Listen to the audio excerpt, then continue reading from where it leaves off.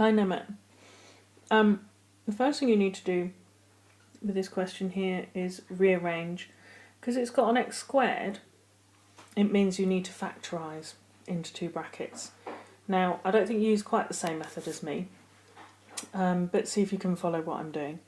So what I do is I take into account that we've got an x squared here and we've got a minus 51.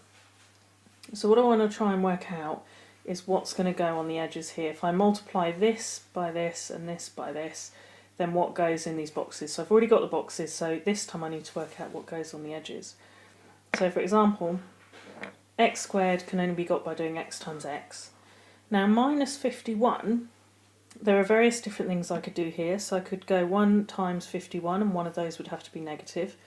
But there's no way on earth that's going to get me a minus 14x. So 2 doesn't go into it, but 3 does. 3 times 17.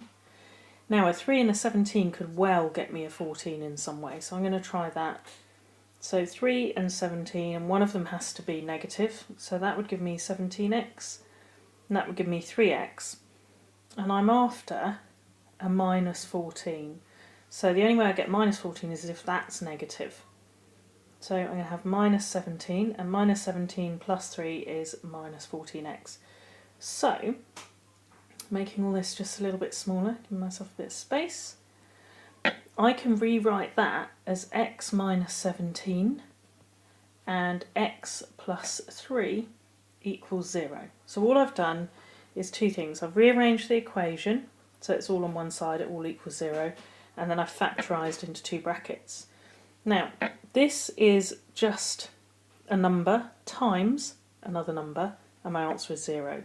So there's only two possibilities here. Either x minus 17 equals 0, so x would be 17, or x plus 3 equals 0, so x would be minus 3, and those are my two solutions.